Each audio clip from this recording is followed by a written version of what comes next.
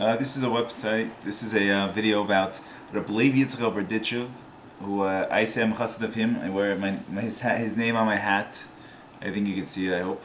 And who was he, and how did I get so interested in him? Growing up, if you enter any Hasidic camp at this point, you will hear of Levi Yitzchak Berdechiv.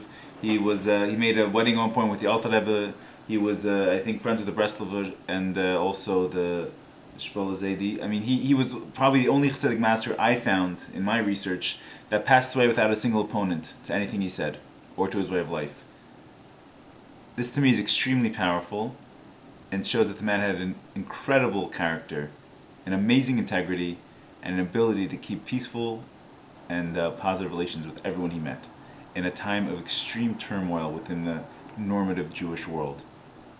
Notwithstanding the fierce mockery the Orthodox world was receiving from the newly formed secular camp of Jews.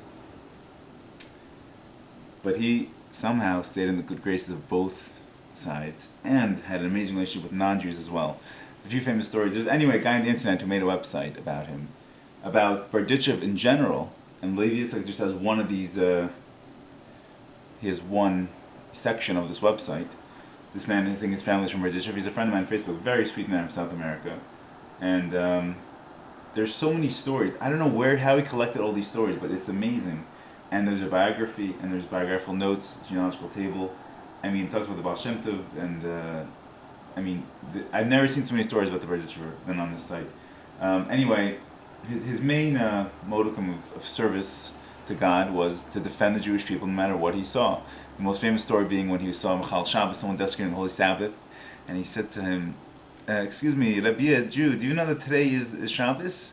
He said, yeah, I know today's Shabbos. And he was known to be the rabbi of the town. His last 20 years he spent in Berdechiv, and he actually got respect. He didn't get respect earlier on, but Berdechiv, he became the Rav. And so he looked up at his Father in heaven, he said, see God, even in my presence they won't lie to you. Meaning, instead of pointing out that the Jew was desecrating the Sabbath, on the Sabbath, obviously you can't desecrate any other day, he instead pointed out that this Jew had the positive quality of telling the truth. The other story this one really caught my interest, I added Levi Yitzchak to my name, and then after that his father, the Lav Rebbe's father, his yahrzeit was the same day as my bris. But there's one story in here, I started davening differently, with more physical exertion after this name addition. And there's a story in here, there's someone once came to see the Berdechiv, and after he saw him davening, he said this man had a laughing attack for 30 days because the movements, the sporadic body movements, bodily and gesturation, I don't know how to explain it in English, but the fact that it was his hands were just moving I don't know exactly, the story doesn't say how he was moving, but obviously the man who was observing the Berdechiv daven couldn't stop laughing at this sight for the next 30 days of his life. On some level, I don't know exactly how severe this was. Anyway, a lot of great stories, and the one famous story that there's a lot of stories, but anyway, the one famous one is every Yom Kippur. The Rebbe himself, who was a great grandson of the Alter Rebbe, said there's a machlokes, there's a disagreement on this story if it's about the Alter Rebbe or it's about the Berdechiv. Now, the Lubavitchers are very proud of their yichus, and the Rebbeim were especially the Rebbe was very, very vocal about who his predecessors were. If he himself says there could be a disagreement over it's the Berdechiv or if it's the Alter Rebbe, something tells me, and this website I think it makes it seem like it's the Berdechiv. But either way, okay. So there was the Erev Yom Kippur and the holy day of the year, except for Shabbos, and it was called Nidre, the davening before, and everyone's in the talis already and getting ready. And Berdechiv takes off his talis and he goes out keeps going to the outskirts of towns. The Chassidim are following him, and he gets to a shack, and the shack is dark. And he goes inside. There's a pregnant woman. She's laying in bed, and he cuts for her firewood, and he prepares food, I believe, and he takes care of all her needs. Now, he was definitely desecrating Yom Kippur, the holiest day of the year, except for Shabbos. And he was doing it in public because people were watching him. So they asked him, listen, Rebbe, we know the halacha too, we know the law. First of all, the big miracle is that he sensed this was going on the other side of town. He was in shul. He was a far distance away, and he sensed this lady was missing, was lacking. Maybe she wasn't in shul, maybe that's why he knew, I don't know exactly. So they can have special vision, not what we call 40-20.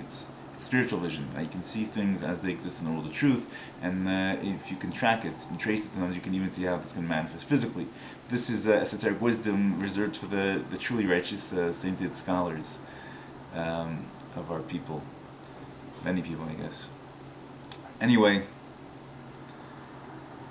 the Chassidim asked him, Rebbe, we know the halacha. Why don't you let us be Machal Shabbos? And you're the leader of our town. You're the rabbi here. We when it's Yom Kippur, we kind of look to you and go, please go on high for us. And this is how Chassidim used to be. Now it's a little different depending on your thing. But some Chassidim say, yeah, in Yom Kippur, I hope that the Rebbe davens for me. That. Of course, we daven too. The Misnagdim would say, what's wrong with your davening? But we think that our little Rebbe, whoever it is, can go up on high and intercede on our behalf in a way that's more successful, because we are tied down with all our sin and our iniquity and our transgression. So why don't they listen to us? But you find the righteous man in your generation, any generation really, and you attach yourself to him.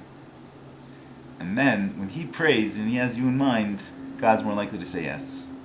And I don't want this to become, a bashing on prayer, which I've seen on YouTube, which is really great and positive and constructive. It's such a negative activity prayer. Some guy was so upset. It's such a waste of time. It's so negative. I don't understand why they pray.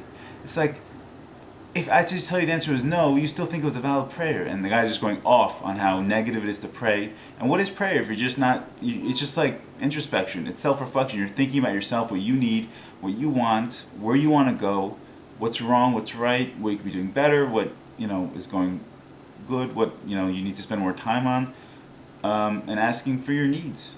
And I don't know, people complain about wasting time. But if I'm going to be thinking about my life, I don't think that's a waste of time either way. Anyway, his point was that there's no proof that anything actually happens. I can show different studies, but they're inconclusive at best. Who cares? It's good for me. It helps me. Okay? You don't believe in let me at least do my little practice. Anyway, that's what it is. So I'll put this website on the right, and I think that he's going to make some revival here in Berdechiv. I think there's going to be some Berdechiv Chassidim.